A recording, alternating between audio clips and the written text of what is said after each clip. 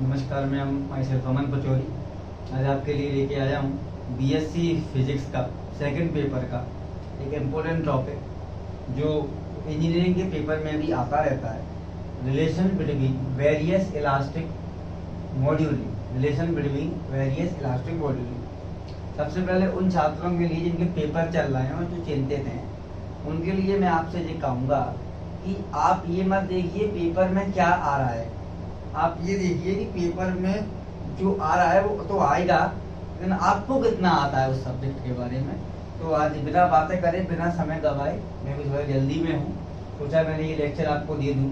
तो relation between various elastic जो है इलास्टिक मॉड्यूली। इलास्टिक मॉड्यूली का मतलब अपन एलिमेंट्री से एक चीज़ पढ़ते आए हैं, इलास्टिसिटी। इलास्टिसिटी अपन ने पढ़ी क्लास 11th में, मैकेनिकल प्रॉपर्टीज ऑफ सॉलिड।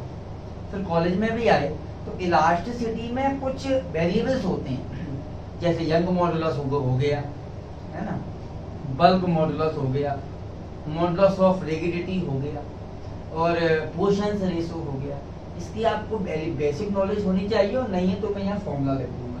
ये जो यंग मॉडुलस होते हैं, बल्क मॉडुलस होते हैं, स्ट्रेस, स्ट्रेन, है ना। स्ट्रेन 3 प्रकार के होते हैं, लॉन्गिट्यूडनल, वॉल्यूम और टेंजेंशियल। सिमिलरली स्ट्रेस भी 3 प्रकार के होते हैं, लॉन्गिट्यूडनल, वॉल्यूम और टेंजेंशियल। तो ये वाई में, वाई का मतलब यंग मॉडुलस, और बल्क मॉडुलस को अपन के से लिखते हैं, बल्क मॉडुलस का मतलब के, और मॉडुलस ऑफ रिगिडिटी यानी ईटा, और चौथा है पॉइजन रेशियो। इन 4 में रिलेशन होते हैं, संबंध होते हैं जो हायर क्लास में आपको पढ़ाए जाते हैं। उन संबंधों को बोलते हैं रिलेशन बिटवीन वेरियस इलास्टिक मॉड्यूली। बिना समय गवाए मैं आपको बता दूं, 4 प्रकार के रिलेशन होते हैं। 4 में से शुरुआती के 2 के हम डेरिवेशन करते हैं, और आखिरी के 2 को हम कंबाइन करके निकाल देते हैं। शुरुआती के 2 ज्यादा जरूरी है। पहला ये वाला y बराबर 3k 1 माइनस 2 सिग्मा, इसको मैं निकाल के दिखाऊंगा, डेरिवेशन करूंगा। 3k 1 minus 2 sigma. y का मतलब है यंग मॉडुलस, k का मतलब है बल्क मॉडुलस, और सिग्मा का मतलब है पॉइजन रेशियो। सेकंड रिलेशन अपना ये रहा, y बराबर 2 ईटा 1 प्लस सिग्मा। ईटा का मतलब है मॉडुलस ऑफ रिगिडिटी। और ये बाकी के जो आपको ये 2 दिख रहे हैं, 9/y प्लस 3 ईटा लिखा है, वो क्या है, किताब में गलत छपा हुआ, 3 ईटा प्लस 1 k, और ये सिग्मा बराबर 3k माइनस 2 ईटा दिख रहा है यहाँ से, अपॉन 2 ईटा प्लस 6k। तो ये जो 2 रिलेशन है ना, ये तो मुझे समझाने ही नहीं आप, ये तो दोनों की y की वैल्यू को कंपेयर करके आ जाएंगे। अब बात करते हैं पहले रिलेशन की। ये रिलेशन कहाँ से आता है, तो ध्यान सुनो। हमने एक क्यूब माना, और हर क्यूब की जो साइड है वो मैंने कितनी मानी, l। मैंने एक क्यूब माना, तो क्यूब की साइड मैंने l मानी, और ये क्यूब मैंने x, y, z तीनों एक्सिस के अलोंग माना। अब मैं जब एक एक्सिस के अलोंग इस पे प्रेशर लगाऊंगा, एक्सटेंशन का मतलब होता है बढ़ना, और कंप्रेशन का मतलब होता है सुकड़। तो जब मैं इस पे x के अलोंग एक्सटेंशन लगाऊंगा, तो y और z दोनों एक्सिस कैसी होंगी, कंप्रेस, सुकड़ेंगी। जब मैं फोर्स x एक्सिस के अलोंग लगाऊंगा ना ये प्रेशर, तो 2 एक्सिस सुकड़ेंगी। सिमिलरली अगर मैं फोर्स y एक्सिस के अलोंग लगाऊंगा, तो y में तो एक्सटेंशन आएगा, लेकिन x और z में क्या आएगा, कंप्रेशन। x और z में क्या आएगा, कंप्रेशन। सिमिलरली अगर मैं इस क्यूब में z एक्सिस पर फोर्स लगा दूं, तो x और y में कंप्रेशन आएगा, z में एक्सटेंशन। यानी किसी एक में एक्सटेंशन आएगा और 2 में क्या आएगा बेटा, कंप्रेशन। एक्सटेंशन को हम अल्फा मानेंगे, और एक्सटेंशन को हम अल्फा मानेंगे, और कंप्रेशन को हम क्या मानेंगे, बीटा। इस डेरिवेशन की शुरुआत करते हैं।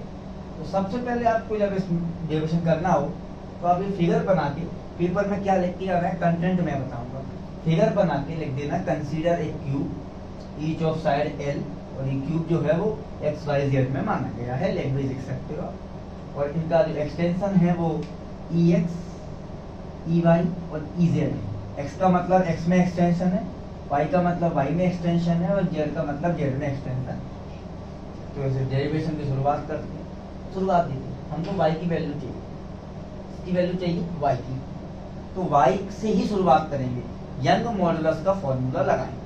तो यंग मॉडुलस का फॉर्मूला आप जानते हैं क्या होता है, Young modulus is equal to longitudinal stress upon longitudinal strain. ये ध्यान रखना, longitudinal stress upon longitudinal strain. Young modulus को y से लिखते हैं, स्ट्रेस का formula force upon area upon longitudinal strain का मतलब है कि एक एक्सिस में तो एक्सटेंशन आया, यानी एफ अल्फा अपॉन एल, ये मेरी चेंज इन लेंथ है, अपॉन में ओरिजिनल लेंथ कितनी है, एल। ये मैं यहाँ समझा दूँ, अल्फा क्या है, extension. Change in length, strain का फॉर्मूला वही होता है, change in length upon original length. Change in length कितनी है, एफ अल्फा अपॉन एल। और जो मैंने क्यूब माना है ना, कि क्यूब की लेंथ कितनी है, यूनिट लेंथ का क्यूब, यूनिट लेंथ का। यूनिट लेंथ का मतलब इसकी लेंथ कितनी है, 1 मीटर, यूनिट लेंथ का क्यूब है।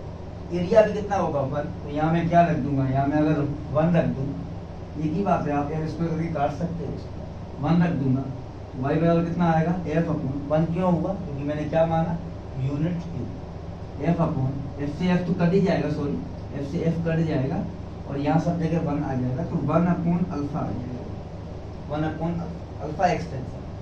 अल्फा को ऊपर ले लिया मैंने, तो आ जाएगा 1 अपॉन 1। अब निकालते हैं अपन पॉइजन रेशियो। पॉइजन रेशियो का फॉर्मूला होता है सिग्मा बराबर बीटा अपॉन अल्फा। बीटा का मतलब होता है लेटरल स्ट्रेन और अल्फा का मतलब लॉन्गिट्यूडनल स्ट्रेन। अल्फा को ऊपर ले चलते हैं, तो बीटा बराबर क्या आएगा, सिग्मा अल्फा। तो अल्फा की जो मैंने वैल्यू निकाली यहाँ से 1 अपॉन वाई, यहाँ रख देते हैं, तो सिग्मा अपॉन वाई हो गया। यहाँ तक आपने 2 चीजें निकाली, अल्फा और बीटा। अभी चर्चा करेंगे नेक्स्ट सेशन के अंदर।